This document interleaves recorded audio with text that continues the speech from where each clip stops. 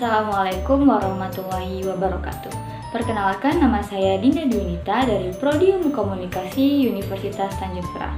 Di video kali ini, saya akan menjelaskan tentang 25 teori komunikasi. Yang pertama adalah teori komunikasi humanisme. Teori ini dikembangkan oleh McNeil pada tahun 1977 yang diilhami oleh perkembangan psikologi humanisme. Teori ini diimplementasikan ke dalam dunia pendidikan melalui humanistik kurikulum. Nah, maksud dari kurikulum humanistik ini sendiri lebih menekankan pada pola pikir, perasaan, dan tingkah laku siswa dengan menghubungkan materi yang diajarkan dengan kebutuhan dasar dan kebutuhan hidup siswa. Nah, tujuan dari teori ini adalah untuk meningkatkan kemampuan siswa agar bisa berkembang di tengah masyarakat. Yang kedua adalah teori agenda setting. Teori ini dikembangkan oleh McCombs dan Shawn pada tahun 1972. Teori ini beranggapan bahwa apabila media memberikan tekanan pada suatu peristiwa, maka masyarakat akan menganggap bahwa peristiwa itu penting. Dalam hal ini, media memiliki efek yang sangat kuat dalam mempengaruhi asumsi masyarakat. Yang ketiga adalah teori konstruktivisme. Teori ini beranggapan bahwa manusia selalu memiliki pandangan sendiri terhadap kenyataan. Teori ini juga didefinisikan sebagai pembelajaran generatif, yaitu pembelajaran yang merupakan suatu tindakan untuk menciptakan makna dari apa yang dipelajari. Yang keempat adalah teori nativisme. Teori ini beranggapan bahwa manusia satu-satunya makhluk Tuhan yang dapat berkomunikasi melalui verbal. Di sisi lain, bahasa merupakan suatu yang kompleks. Oleh karenanya, manusia senantiasa belajar untuk dapat berkomunikasi dengan makhluk Tuhan yang lain. Yang kelima adalah teori sibernetik. Teori ini merupakan suatu sistem pengontrol yang didasarkan pada komunikasi antara sistem dengan lingkungan dan antara sistem itu sendiri. Penerapan teori sibernetik biasanya diperuntukkan kepada siswa agar mencapai hasil yang efektif. Yang keenam adalah teori kognitivisme. Teori ini mengedepankan proses belajar dibanding dengan hasil proses itu sendiri. Belajar tidak hanya melibatkan hubungan antara stimulus dan respon, tetapi juga melibatkan proses berpikir yang kompleks. Yang ketujuh adalah teori komunikasi massa, yaitu sebuah proses di mana seseorang, sekelompok orang, ataupun organisasi besar yang menyusun sebuah pesan dan mengirimkannya melalui berbagai media kepada khalayak umum yang anonim dan heterogen. Yang kedelapan adalah teori komunikasi antar budaya. Teori komunikasi antar budaya merupakan komunikasi antar pribadi yang dilakukan oleh mereka yang memiliki latar belakang budaya yang berbeda. Yang kesembilan adalah teori komunikasi Laswell, yaitu sebuah proses penyampaian pesan oleh komunikator kepada komunikan melalui media yang menimbulkan efek tertentu. Yang ke-10 adalah teori komunikasi persuasif. Menurut Malik pada tahun 1994, suatu proses komunikasi adalah di mana terdapat usaha untuk meyakinkan orang lain agar publiknya berbuat dan bertingkah laku seperti yang diharapkan komunikator. Selanjutnya yang ke-11 adalah teori komunikasi informatif. Teori komunikasi informatif menyebutkan bahwa komunikasi merupakan perantara antara pesan dan bagaimana perantara tersebut memanfaatkan saluran serta media yang ada. Yang ke-12 yaitu teori komunikasi Spiral of Silence yang dikembangkan oleh Elizabeth Noel dan Weyman pada tahun 1976.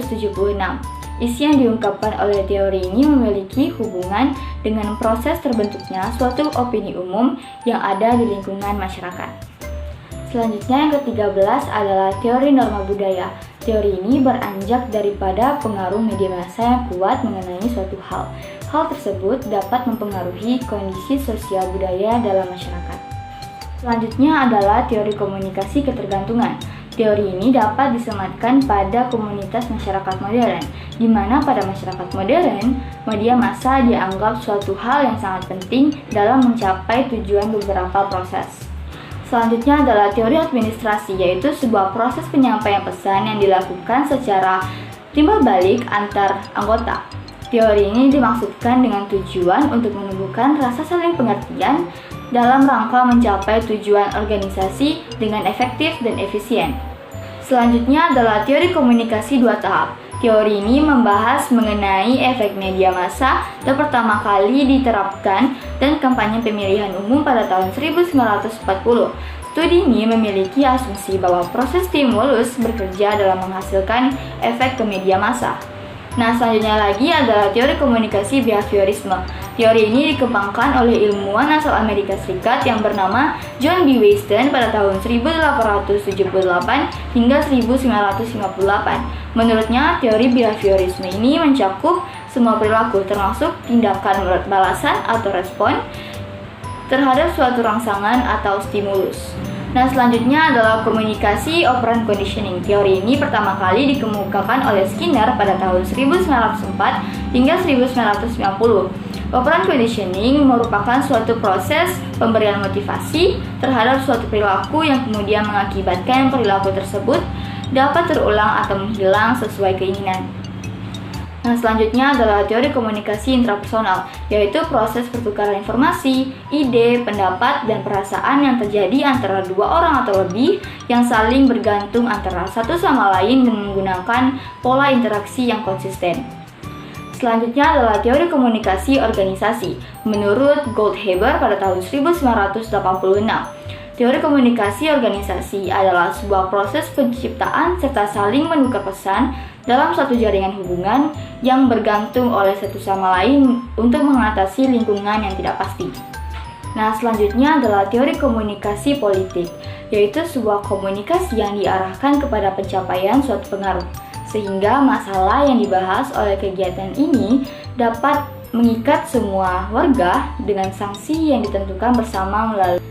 Selanjutnya adalah teori komunikasi birokrasi yang dicetus oleh Max Weber pada tahun 1948. Menurutnya, model dari birokrasi kerap dimanfaatkan guna meraih komunikasi antar organisasi yang lebih efektif. Oleh karena itulah, teori ini digunakan oleh organisasi untuk berkomunikasi. Selanjutnya adalah teori komunikasi analisis transaksional. Teori ini dikembangkan oleh Eric Berne pada tahun 1960. Analisis transaksional adalah bentuk pendekatan secara psikoterapi dengan menitikberatkan pada hubungan interaksi. Teori komunikasi ini dinilai sangat cocok digunakan untuk konseling kelompok. Selanjutnya adalah teori komunikasi difusi inovasi. Teori ini menjelaskan tentang bagaimana upaya pembaharuan atau inovasi dapat tersampaikan melalui beberapa saluran tertentu dengan ditujukan kepada sekelompok anggota yang berasal dari sistem sosial. Dan yang terakhir adalah teori kultivasi. Teori komunikasi ini membahas mengenai efek dari komunikasi massa. Pandangan dari teori ini adalah bahwa media massa memiliki efek yang bersifat kumulatif dan lebih berdampak pada tataran sosial budaya dalam masyarakat daripada personal seseorang. Nah, sekian penjelasan singkat dari saya tentang 25 teori komunikasi. Saya ucapkan terima kasih. Wassalamualaikum warahmatullahi wabarakatuh.